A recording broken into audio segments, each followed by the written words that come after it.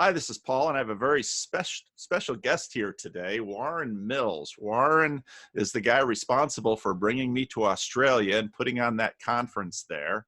And I've been trying to get Warren on the channel for a while now because I think today we'll pretty much talk about Warren. In the subsequent video, we'll talk more about your book. This is Warren's book that I've mentioned a number of times over the past year or so. So Warren, I really appreciate you being willing to share yourself here on the YouTube channel. It's just a delight, Paul. And it's the culmination of what's now several years of watching Jordan Peterson and then you, and all that has involved in terms of not just thinking, but actually changing the way I see the world and the way I engage, and lots and lots of things. And it's just been a completely wonderful experience for a 72-year-old. Well, Warren you are far younger than that at heart. I know that. Warren and his wife Elaine hosted my son Jared and I in their home for the week that we were in Melbourne.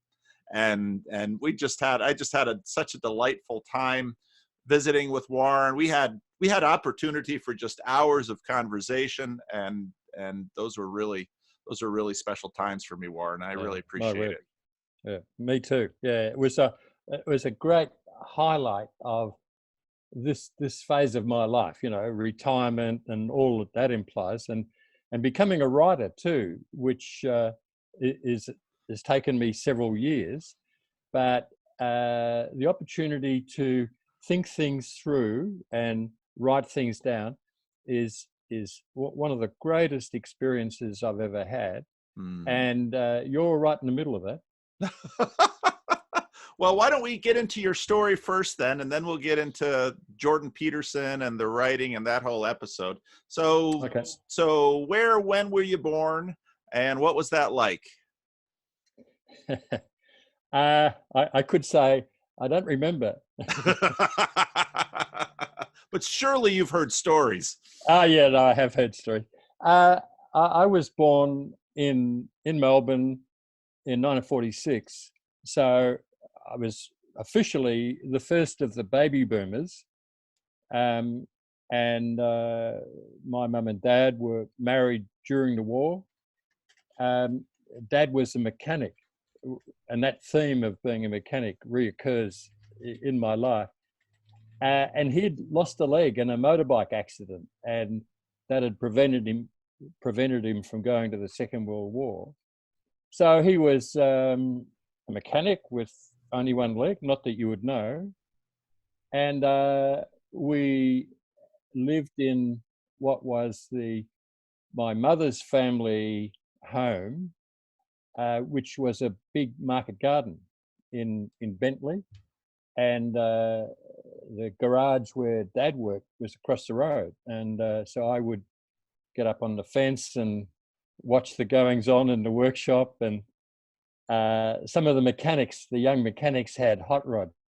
And so I was hooked from a very young age.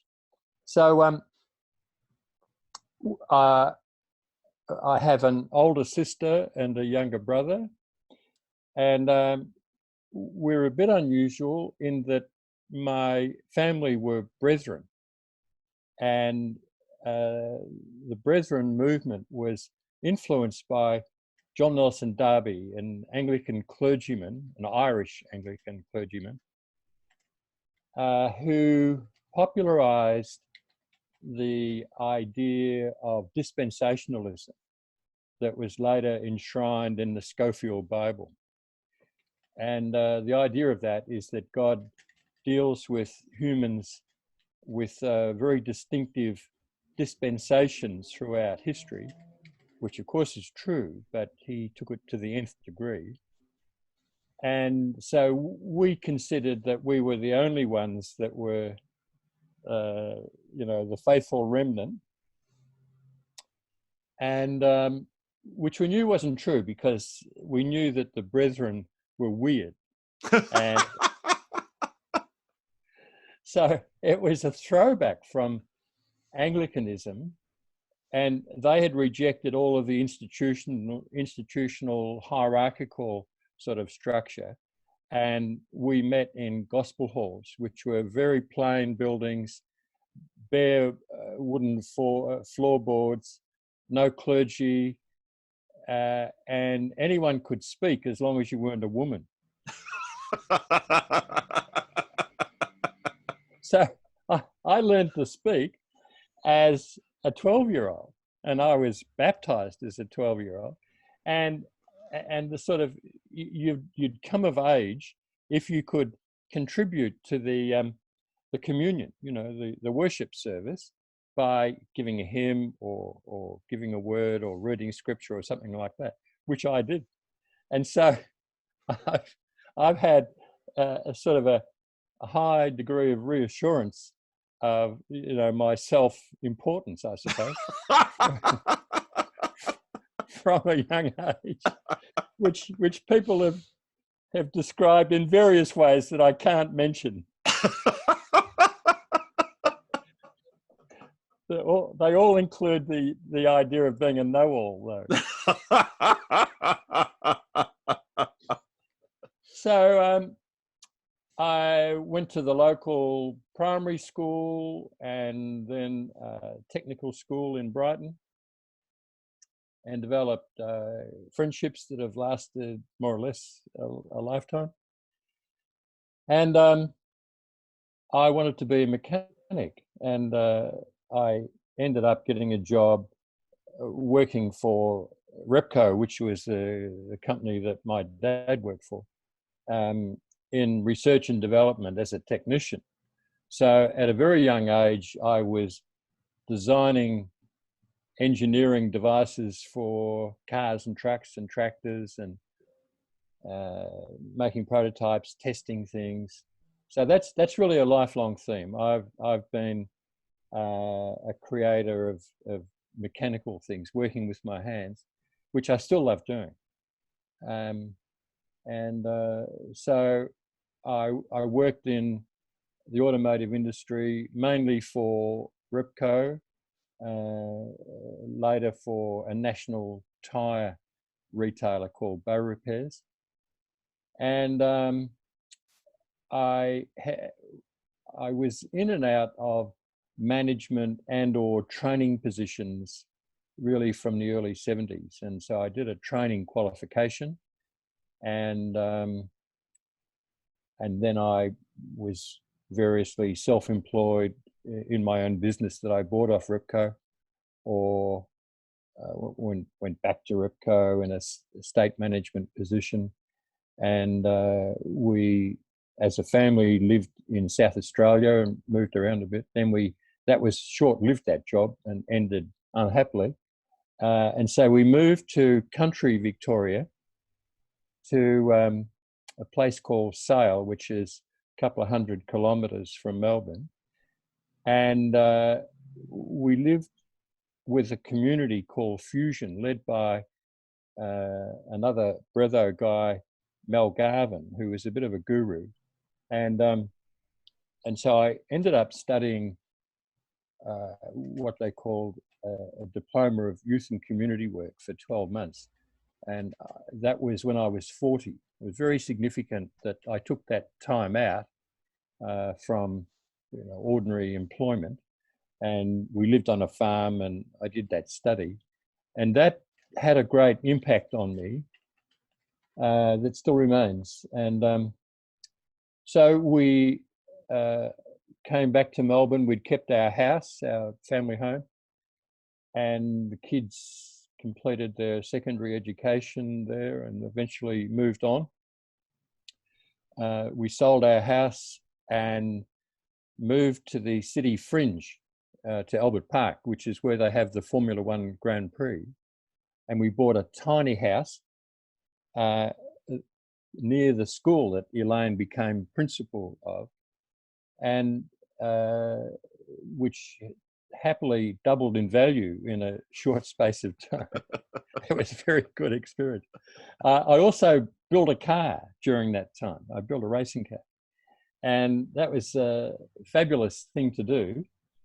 a bit of a diversion in some ways, but in other ways really important to my sense of being and self-worth, I suppose. And important was a recovery really from a business disaster that I'd had.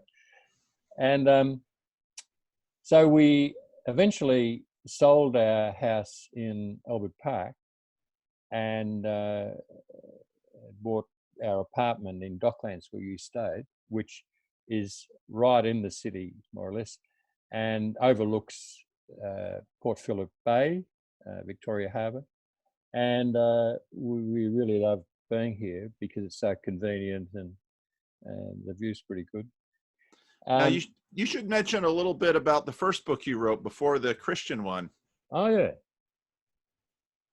that one's not published yet, but no, it's not. No, I've got to I've got to revise that slightly. It's got to do with my interest in being a petrol-head. So petrol-head, petrol is gasoline. Really all my life, and I'd followed the fortunes of an American drag racer called Big Daddy Don Garlitz, who's from Florida, and that was unusual because the sport in which he was participating that became drag racing was all in California. And so here's this southerner coming across to California and taking home the money, which was a great accomplishment, really. So I followed this guy from my early teenage, because he started to become recognized in the 50s, mid-50s. And in the about early 70s, he had this horrendous accident in Los Angeles where the transmission on his dragster exploded and cut the car completely in half on the start line. And it took off part of his right foot.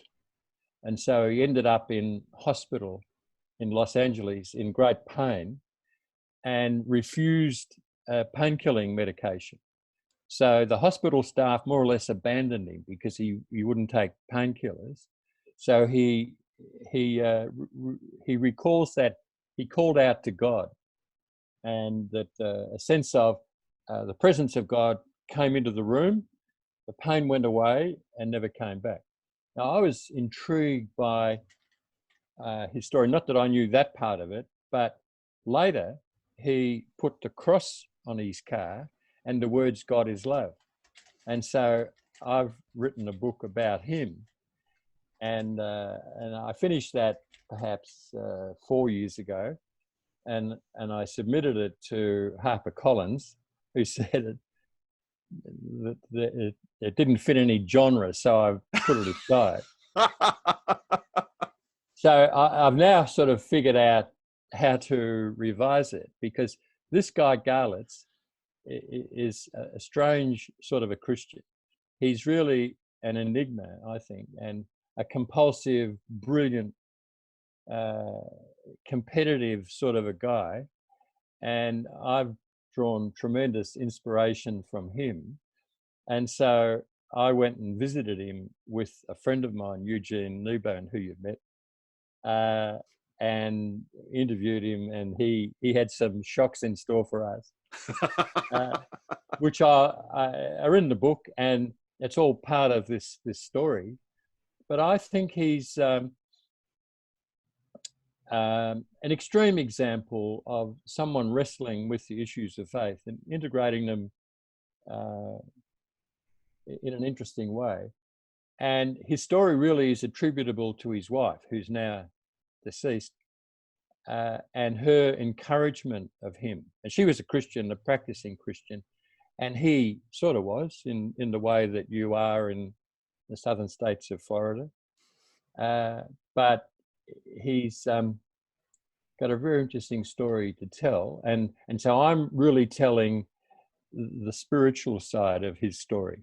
And so I'm looking forward to publishing that next year as a follow-up to How Good is the Golden Rule. Wonderful. Now, you and Elaine fairly early on got over to Europe. Mm-hmm. And what's interesting that you and I have spoken about this, one of the interesting dynamics of the Jordan Peterson phenomenon is that there seemed to be a lot of connections with the L'Abri movement that was, that took off in, behind Francis Schaeffer.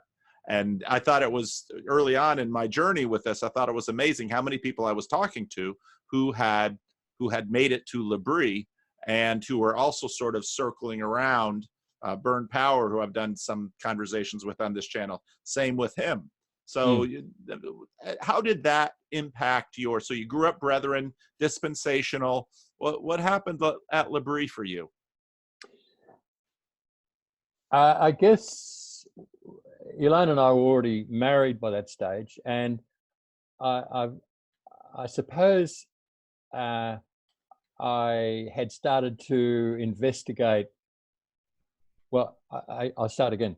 I'd already come to the conclusion that dispensationalism was a completely blind alley. It didn't make any sense at all.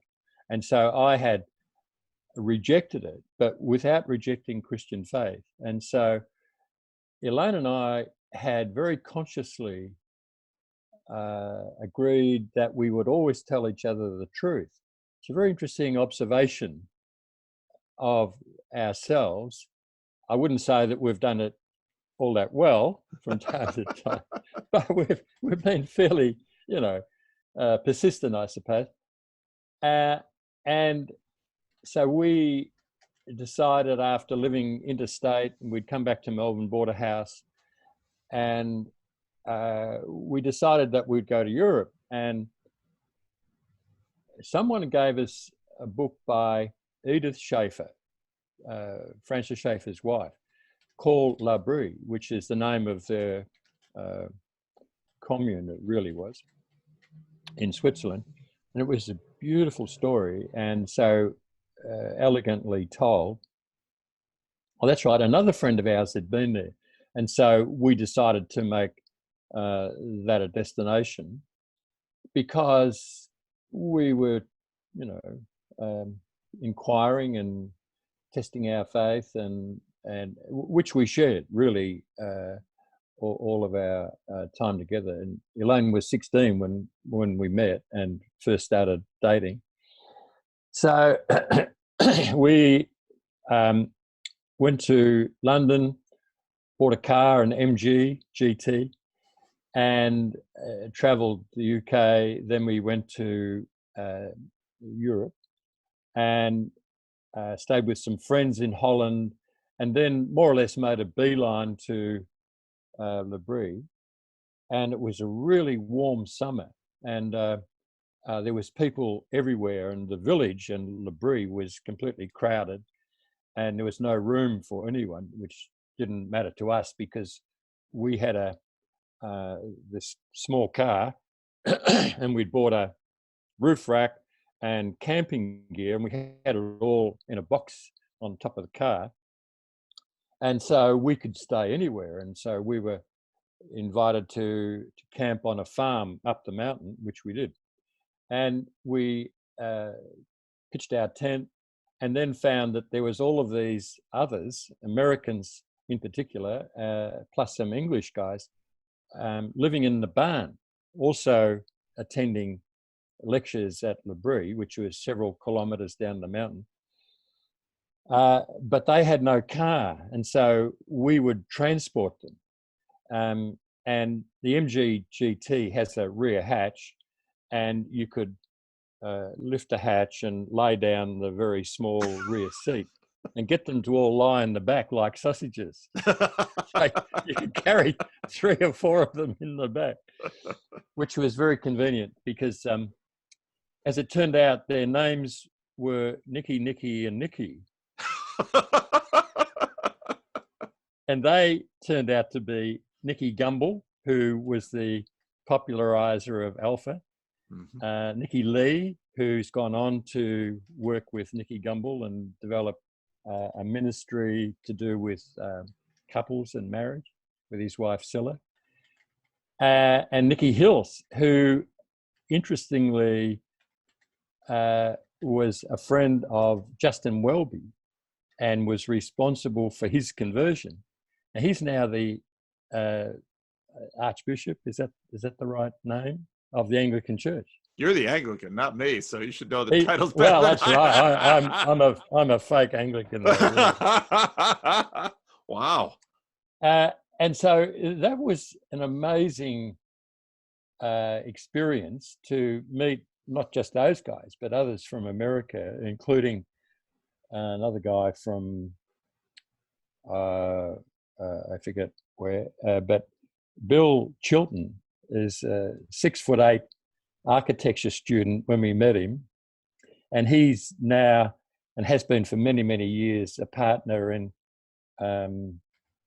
one of America's biggest architectural firms, Pickard Chilton, I think it's called, who've been responsible for some of the biggest and best buildings in the world. And so that all came from that very condensed time at L'Abri, where we heard Francis Schaeffer speak, and of course we'd read his book or books by then.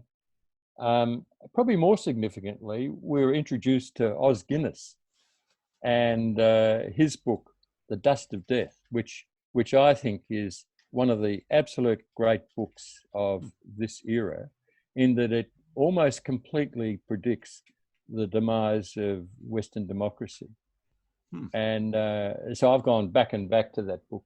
It's up there on the shelf somewhere. I've never read it. Yeah, fantastic.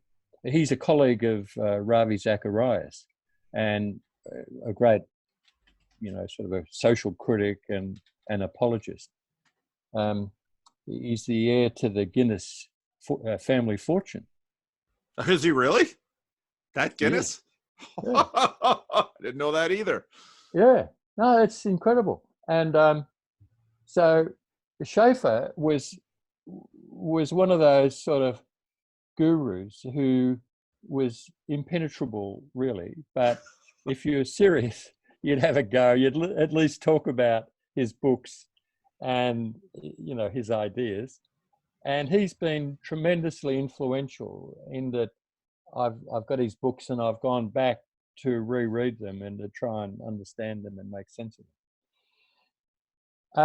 The other constant I find is C.S. Lewis, and the extent to which he sort of permeates contemporary Christian thinking. And some years ago, I realized that everybody that I was interested in talking to or reading quoted Lewis. And so that's been tremendously significant. And there's some others, but they're the main ones. So you grew up dispensational, and then what was kind of the next permutation of your faith? I mean, was it affected by Schaeffer and Lewis and Guinness? Was that sort of it? I can remember the intellectual journey that they prompted, and coming to the conclusion that it was that it could be pretty unsatisfying if it was just intellectual.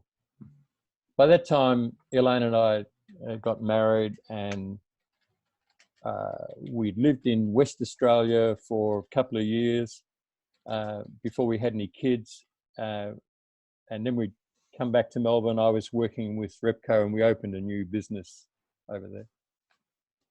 And we built our family home, and the local church was a uniting church. And so we decided to go to that and develop some good friendships that have endured. But I became really dissatisfied with the uniting church, which is, I guess it's like the United Methodist Church in the US, and quite liberal and progressive. And so I had decided myself that I would explore the Pentecostal phenomenon, which I knew a bit about. I'd done some reading. And of course, the brethren who are cessationists the spiritual gifts have ceased, the miracles have ceased, which was completely the opposite of what the Pentecostals were saying. So it's a long story, but we ended up there in a very small Pentecostal church in a local school. And that was an incredible experience where I wanted to engage emotionally. So I'd done quite a lot of intellectual work, at least to satisfy myself. And so I sort of had a good idea of what the Pentecostal idea was, but I wanted to experience it. And so, of course, one of the big things in Pentecostalism is speaking in tongues. And if you can't speak in tongues, you haven't made it. There's something wrong with. Well, there was something wrong with me. And I was lying in bed one morning, and Elaine was in the shower singing, which was a bit unusual. And I realized she was singing in tongues, and she'd never done anything like that before. I was really jealous.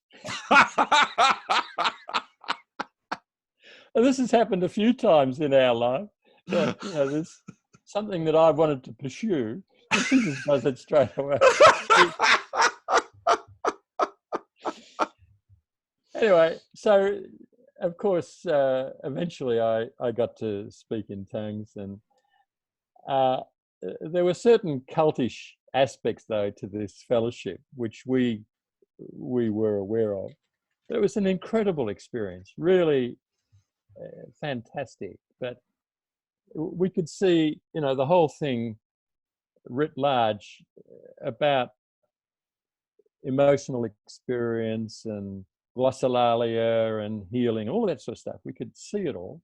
But of course, it's easy to distort that and make that the primary thing of faith rather than an aspect. So we eventually left. Actually, we went as a family to live in South Australia, where I went and managed a Ripco business. And eventually came back to Melbourne, and I got a job in Bow Repairs, which was a big national tyre distribution business. Now belongs to Goodyear. And that was just a really great experience. I'd created the job myself by approaching them and making some observations about the potentials that they were missing. And so they eventually gave me the job. And I became the training manager, and they gave me absolutely open slather to do whatever I wanted. And so I'm quite imaginative and creative, and so I did some really interesting stuff, which became the basis of my business for the next 25 years or so. And so eventually I left Bow Repairs and joined a consulting firm, and eventually acquired that business myself, and I became a consultant to the automotive industry. And we had some incredible successes and developed some really interesting new ideas. But eventually I bit off more than I could chew, and created a huge disaster by being far, far too ambitious, and just thinking that because I was in this privileged position, that things would just work. And of course they didn't. And it literally cost me $1 million that I can account for, plus a lot that I can't account for. And that was a big setback, which is why actually I built the car. Building the car was the recovery from that. Mm-hmm. So I guess the reoccurring theme has been to make intellectual inquiry, because I'm curious and open to not anything, but a wide range of things. And then say, okay, well, that's interesting, that's good. How does it work? And so I want to experience it firsthand.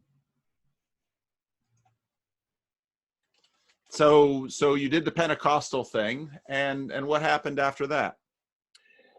Well, when we came back to Melbourne from South Australia, which was our year, well, it ended up being almost 3 years away.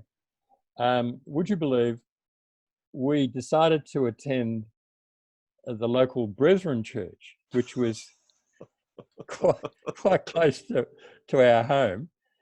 And David Raitt, who you've met, was the youth pastor.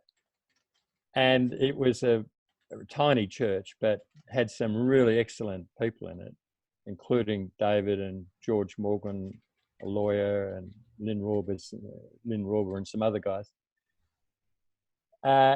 And I guess it was a sense of mission to try and bring the Brethren into the 19th century, in which I failed completely. It was a completely hopeless task. And so I tried to introduce some of my Pentecostal insights, and well, you can imagine how that worked. So there's lots of ironies in that whole experience, which introduces a very interesting principle that I learned there, which is to do with the concept of paradox, which I'd been investigating already, because I think that the teachings of Jesus are inherently paradoxical and ironic. And there was a guy at the Brethren Church in Notting Hill, it was called, who was into this subject of paradox. And he introduced me to a French theologian named Jacques Ellul and his book on Ecclesiastes. It's called A Reason for Being. And so I've read that book for the last 30 years and reread it. And it's a tremendous insight into the wisdom literature and the idea of irony and paradox, and in fact, contradiction. And so that's introduced an aspect to my thinking and experience where I expect paradox and I expect irony and I delight in it. And I think that that's at the very heart of the Christian message. So that's a bit strange. It's hard to explain, but it's given me enormous resilience and optimism, I think. So we eventually abandoned the the Brethren and went to a big Baptist church, which was also not far from home, which is now Australia's biggest Baptist church, called Crossway.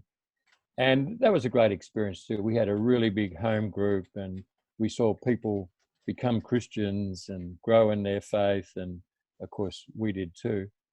But eventually we left because we'd sold our house and moved to Albert Park.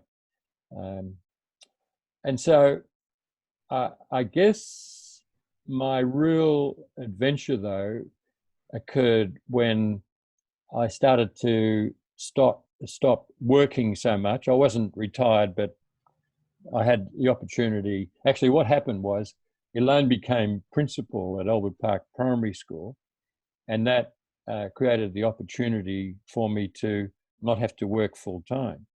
And so I started blogging and participating on an academic site called The Conversation, where I learned to argue with atheists and skeptics, and so that was a tremendous experience, learning experience about how to argue clearly and not just rely on the God of the gaps and that sort of thing. And then that coincided with me joining a men's group at our Baptist church, which by that that time was at Albert Park, again, not far from home, with a North Carolinian native named Stan Hankins. And I eventually realized that I needed to treat that group seriously and start giving proper answers to questions that would come up in the group. And so that's what led to my first book about Don Garlitz. Mm-hmm. And that also led to a thing that I created called Bunch of Blokes, which came out of my men's group, and it was my writings that I'd provided for them and stuff that I had written for the Don Garlitz book but not used. And I was still consulting to the automotive industry. And one of my long-standing clients is a guy named Phil Munday, who's a very successful crash repairer, panel beater.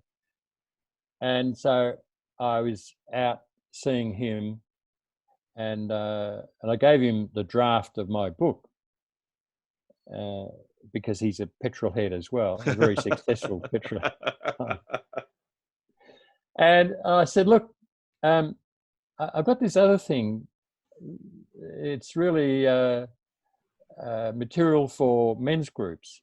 And I said, I think it's got some potential, but it needs some support. And he said, what support? I said, oh, well, I need $100,000. He said, oh, okay. So he gave me $100,000, which he's since done again. And he was actually my guarantor for the conference. So that's another long story. But in turn, I gave that money to David Raitt, who is the director of ministries for the Brethren Church, would you believe? So he had all of the administrative stuff, and plus he's a creative guy, a good thinker, and quite disciplined in the way that he goes about things. He by the way, had been in the US as the president of Youth for Christ for 10 years in Colorado. So enormously experienced. And so he and I collaborated on this project and created this Bunch of Blokes material, which is really resources for men's groups. And we based everything we did on the Golden Rule. And so the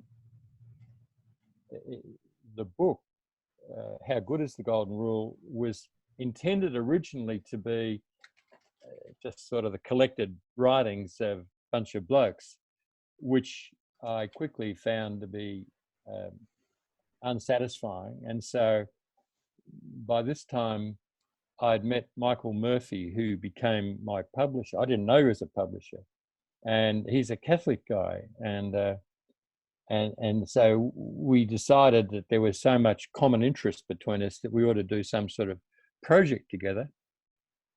And I said, look, I've got a book I want to write. And he said, well, I'll publish it. And so that's how the book came about.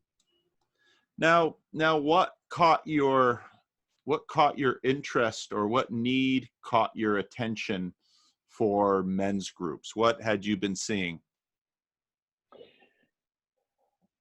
The first thing was the relationship with Stan Hankins.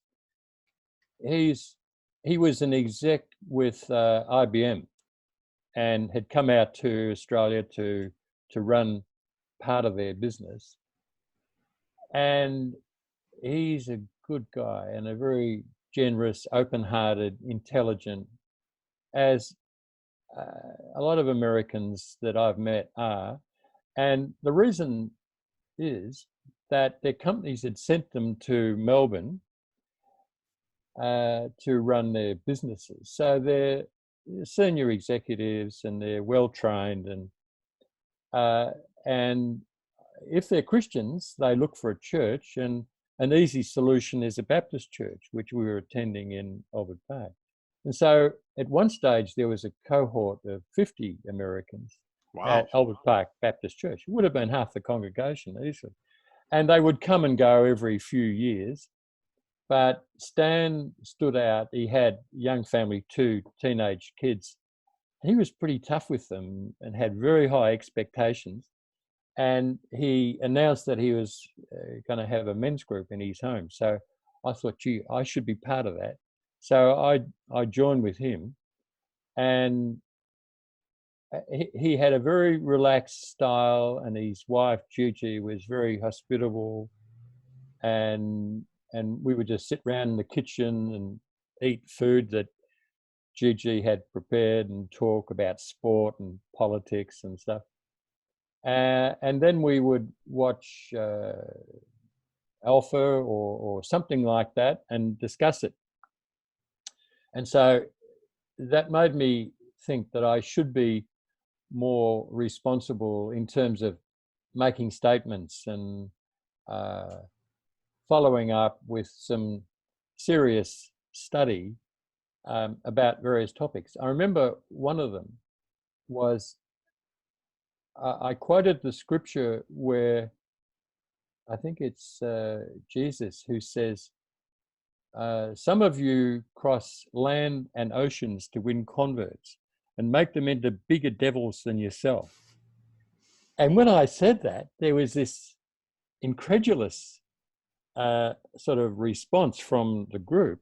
They said, how can that be? You know, and it was before the era of everyone's got a mobile phone and you just dial it up.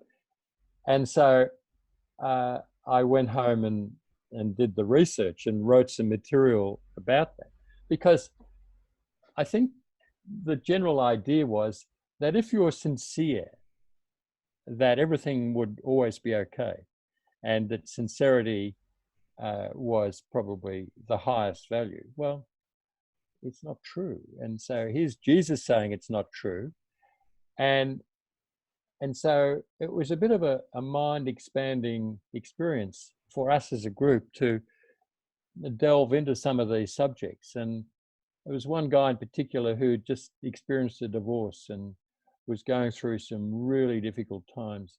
And so we as a group were able to support him and encourage him, and not so much tell him what to do, but listen to him, I suppose. So I started to get a bit of a handle on how the golden rule applied in this sort of a situation. And so it was really my writing about that became Bunch of Blokes, which, by the way, is www.bunchoblokes, all one word, .org. So go and have a look. I will definitely have the link in the notes. Very good. Now, you and I obviously met because somewhere along the line you found Jordan Peterson. So how did that happen? Well, I mentioned that I'd started to become a regular participant in the conversation, which was really an academic, not so much a blog, but an academic site for publication. And my niece was working for them, and she introduced me to it. And so I started becoming an avid reader and participant in the conversation. And so in fact, my profile on the conversation says that I'm a grumpy Bible bashing contrarian. So I made no secret of my... Well, that would get you lots of friends in a community like that. At least they knew who they were dealing with. And so they couldn't accuse me of that. Anyway, so that taught me a tremendous amount about, you know, the current worldview, especially in academic circles. And I was pretty much a lone voice. Occasionally you'd find a Christian contributor, but it was me by myself most of the time. And so they would ridicule everything I said. And so I learned not to take offense and to persist and find the weakness in their argument. And they often mention Jonathan Haidt and as being one of the best of the contemporary sociologists or, social scientists and philosophers. And so I started to watch him on YouTube, and he mentioned Jordan Peterson, and so I started watching Peterson, and I already had an introduction into what Peterson was saying about Jung and the whole Jungian archetypes, because our neighbour at Wheelers Hill, Sherry Bajada, was a Jungian therapist, and she'd done a number on me more than once, and she was right about that too. And so I had attempted to study Jung years and years earlier, and I'd given up. It was too hard, and I was far more prepared to put my energies into understanding Christianity in the teachings of Jesus. But I had a good introduction to it. So Peterson was saying things I already knew, but with renewed clarity and emphasis. And I remember him saying that about the importance of the Logos, the Word made flesh, the Word manifest, and how that Jesus is the Logos of God. And then he said, each of us have got a Logos. Each of us has a word, the thing that we believe to be true. And we need to not only articulate it, but to be consistent with it. And so I knew that too. I knew about integration and what we think, what we say, and what we do. But I was really powerfully convicted to deal with some situations at the Baptist church that we'd been attending for 17 years by then, to do with the new pastor who really I had sponsored and encouraged her into her role. But she'd taken a very progressive, pro-LGBTI position, and I'd criticised her, but only really in private. And so now the issue was coming to a head, and she was using the notice board out the front of the church to, to promote her ideas about acceptance of LGBTI lifestyle, and so I decided that I couldn't tolerate it anymore. So I gave her some pretty clear instructions, and so she organised the leadership of the church to silence me, and I'd been the secretary for the 17 years that I'd been there, and this was a complete abuse of power and an affront. But I realised that my time at Albert Park Baptist had come to an end, and so we left and joined the Anglican Church, St James, which is really walking distance from home where we now live in Dockland. So it's a funny experience, and in one way, we're sort of leaping from one disaster to the next. That's a lot about life. Making progress all the time. That's right. So, the thing that I've come to understand, though, is that we can be participants in the kingdom of God now in a very comprehensive and wholehearted way, which is not just exciting, but tremendously fulfilling and satisfying. And so I've really, I suppose, since becoming a grandfather, now 6 times over, understood the concept of righteousness, peace and joy. in the Holy Spirit. And so that's really a central theme in my book. So the simple equation is that faith, hope, and love lead us to Christ. And so the inputs of faith, hope, and love, which we contribute, the output is righteousness, peace, and joy in the Holy Spirit. And so we don't just understand the kingdom of God intellectually, we understand it experientially. And it's the whole of our being, as I mentioned, body, soul, and spirit, thought, word, and deed. And so this integration is so comprehensive and satisfying and fulfilling. But that's only the beginning. We've seen the future, and not just the future of time on earth, but the future of the kingdom of God and the idea of eternity. And that's completely mind-blowing. So that's a concept I'd been introduced to in the early 80s. And it's a bit of a long story, so I'll give you the short version. It was at work with Repco, which at that time was undergoing massive change, and this guy had acquired the business and was introducing all sorts of new ideas. And he ran a series of videos for management at that time called New Age Thinking. And it was New Age, but the presenter was an American sports coach named Lewis Tice.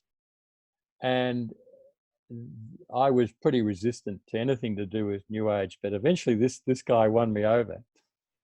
And he said very much later that we live in a Newtonian world of cause and effect. So Isaac Newton was the great discoverer of modern physics, and since the Enlightenment and rationalization and the rise of the secular and the decline of religious and spiritual, that we live in a world of natural law, cause and effect.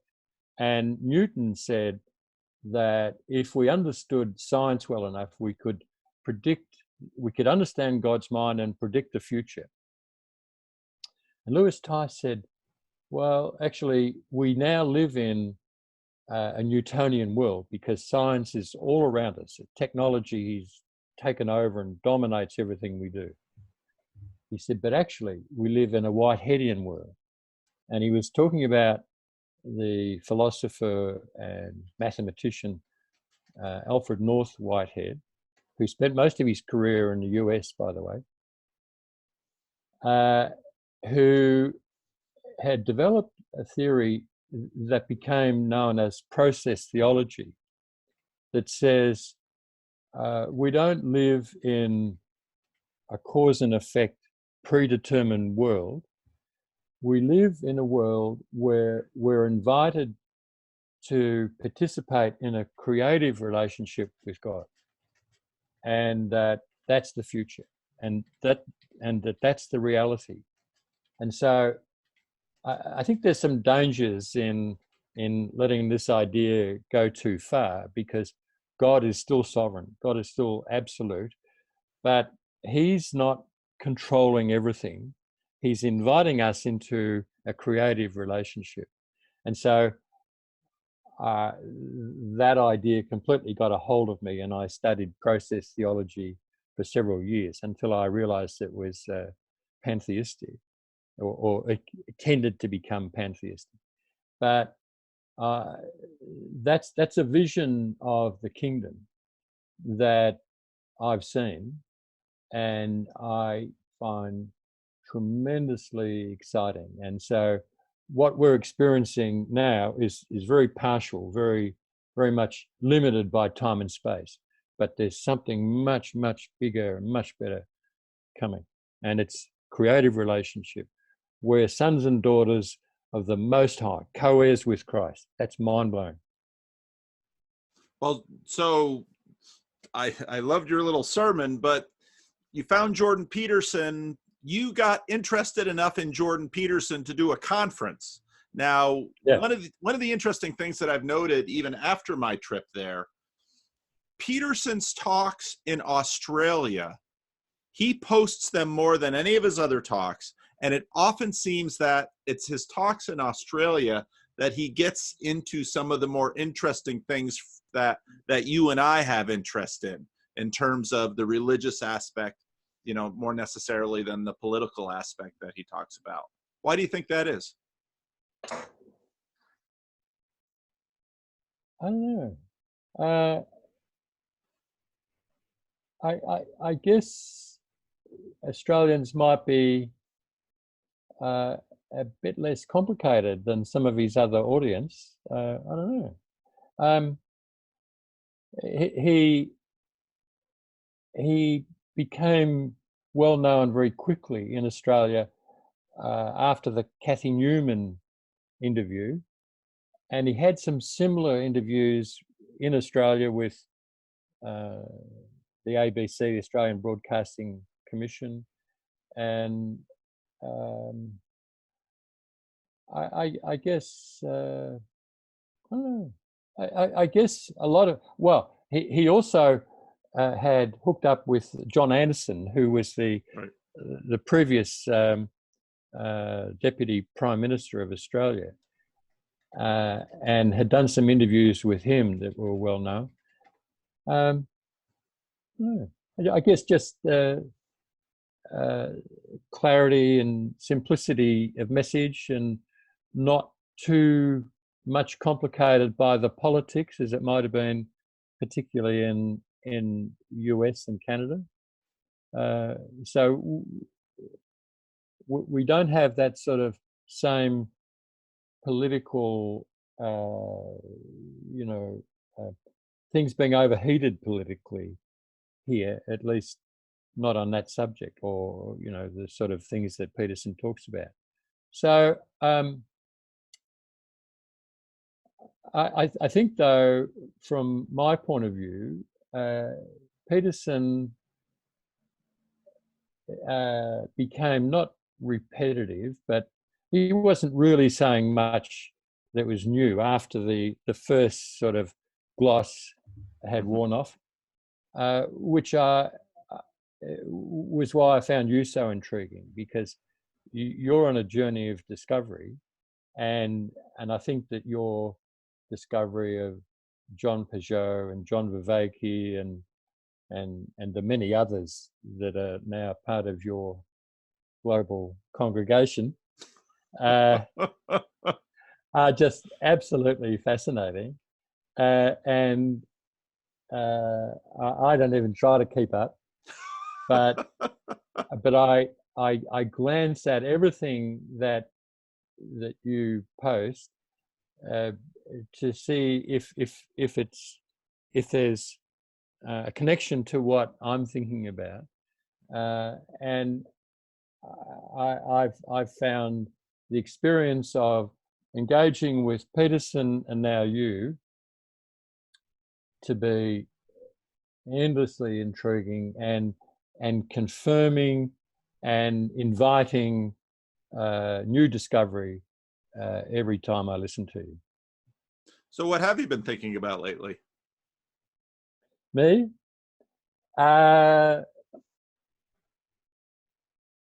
Alfred North Whitehead. And I'm returning to him because his idea of us being invited into a creative relationship with God is so completely mind expanding, and I think completely logical. And so I find that to be tremendously intriguing and fulfilling. I don't preach it much because it confuses people. But that's the real answer. However, I've also done some further work for a bunch of blokes on the idea of quality of life, and picking up on Robert Pirsig's idea. And I've done some work on developing a quality of life tool, which is a framework and a questionnaire to ask questions about a person's experience of quality of life, and then it sends them on a journey of what I call an inward journey, which is really self-examination. And part of my theory in my book is that which is really, excuse me, an Alfred North Whitehead idea, that there must be an inward journey of discovery, and it then must be followed by an outward journey of sharing with others. And so I think the golden rule suggests that we love God with all of our heart, mind, soul, and strength. And that implies the inward journey. But then it says, and our neighbor as ourselves. So we have to use our self-discovery in our relationship with other people. And to not do so is inconsistent. It's a contradiction, which is another Whiteheadian idea, by the way. Well, I'll have to bone up on my Whitehead. It's interesting how, I first came across Whitehead's name through C.S. Lewis, because C.S. Lewis would quote him. And he's referenced, I think, a couple of times in Lewis's book, Miracles, which is one of my favorite Lewis books. So, well, I've been picking your brain, and I do want to save a much more thorough treatment of your book for a subsequent video. Anything you want to touch on before we end the recording? No, I've really been anticipating this discussion, and just to remind you how much I appreciate you, and I think you probably ought to reserve a bit of time in your calendar next year and get you back, and it'll be the Paul Vanderklay phenomenon next time. But we're going away for a month. We're going up to toward Cairns on the East Coast, and I'm taking a couple of books with me by Walter Wink, who's a liberal theologian that I've had for years, and I'm going to reread them because he's really talking about the spirit world, and he does it in such an elegant and insightful way, and I need to understand that more to understand what's happening in the world today. And so yeah, I'm on a journey, and you're very much part of it, and I'm just looking forward to the challenges of the immediate future, because they're the precursor to an unbelievable future in eternity. Yeah. And I so appreciate, and as I said before, I so enjoyed, we had time to talk, and it was such a pleasure. I love the fact that you're a Petrol-head and into drag racing, built your own car, of course, learned business and consulting and training world, but then at retirement decided you were going to write. And so that to me is just such an inspiration. And I do believe your optimism is both well-founded. I think Christianity is about as optimistic a worldview as you can find. And I think your determination to share that optimism is much needed in a world right now that outside of religious and often specifically Christian venues, there's so little optimism for the future in the world. Yeah. Which we see in zombie stories and apocalyptic, which is a terrible word for destruction stories, because of course and apocalypse. Dystopian Yes. novels and yes, and the meaning crisis too, of course. Yes. Yeah.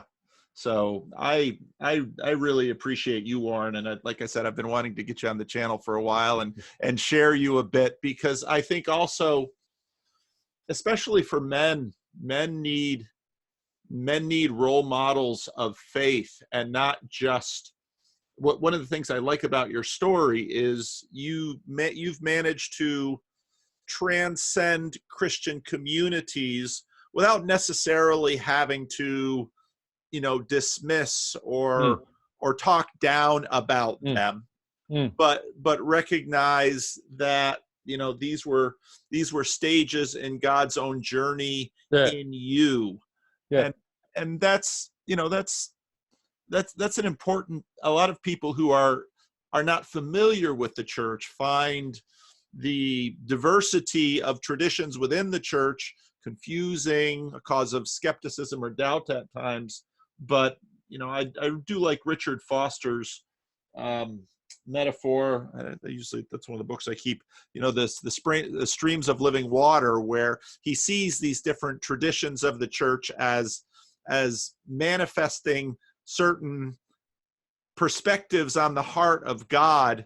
And I do believe, this is an idea from Tim Keller, that when these moments of revival, which I don't mean tents and sawdust, but I mean points in time in human history when God seems to just sort of flow, and the church, I mean, it happened in Korea, it happened in America, it happened in England, and there've been smaller revivals where God just sort of explodes on the scene. And what Tim Keller noted, he actually got this from one of his seminary professors, that when those moments hit, all of these streams sort of come together, and it's prayer, and it's spiritual gifts, and it's breakthroughs in hymnody and music, and breakthroughs in theology and ideas. It's basically like the Christian community hits a flow state, and for a period of time, God does an amazing work amongst his people, and the church grows dramatically. And then, why God works this way, we have no idea, but this has been the pattern throughout Christian history. And we ought to, these aren't things that human beings create, but as you say, one thing I think is clear by the whole way that Jesus works. I mean, Jesus' ministry itself was 72 people in a room at the end of his ministry, and then with these disciples who are very much misfits during his ministry, this thing just then quietly, slowly explodes onto the Roman world, and over a couple of centuries, that was in a sense, the first great revival. And God can do great things. If only we understood that more clearly. And I've been tremendously encouraged by, is it Tom Holland? Yes, and yes. His discussion with N.T. Wright. Yes. And his book about dominion. Yes. Because, see, it was actually Whitehead who convinced Lewis and others that the great minds of Western history were Christian, and so that was an affront. That was a thing he was tremendously criticized for when he made that statement. But of course, he's right, and now Tom Holland and people like him are giving more depth to that story. Rodney Stark is another one too. Yep. But so we need to revalue our Christian heritage and claim it, and bring about the next era. And so it's not utopia, because utopia won't come in time and space. It'll come in eternity. But I don't want the world to end soon. I want it to keep going, and I want my grandkids to experience some of what I've experienced, which is really why I've written my book, so that they can see, the source of my motivation and the pleasure and enjoyment that I've experienced by being a believer in Jesus. Mm-hmm, mm-hmm. Well, I think that's a good place to wrap up. So stay on the line. I'm just going to end the recording, but before I do end the recording, I just again want to thank you, Warren, for when you first started writing me, I want you to come to Australia to do a conference. I thought, is this for real? And yeah, it's for real. And so I even told people in the States, I'm going to go to Australia to do a conference. And they said, oh, how well do you know this guy? I thought, well, I'll go over there, and what's the worst that could happen? And it was just such a, I thought the conference was lovely. Got a chance to meet some wonderful people. But of course, for me, the highlight was, of course, staying with you and Elaine and just getting to know the both of you, because you're just such wonderful examples of what following Jesus can produce in us if done seriously and persistently in a lifetime of service. Yeah, thank you. And Elaine as well. I mean, the work that she's done in schools and with families, just in my opinion, it's Christians like you that there may never be written about in biographies that travel through time, but Jesus knows and remembers and will reward, and I really believe that. So yeah, that's great. I really appreciate it. I tell you what else you've said that sticks in my mind is that politics is now and religion is always. That's a masterpiece statement, Paul, and it so typifies your contribution to my life and to the life of what is now a global audience. Thank you. Well, thank you.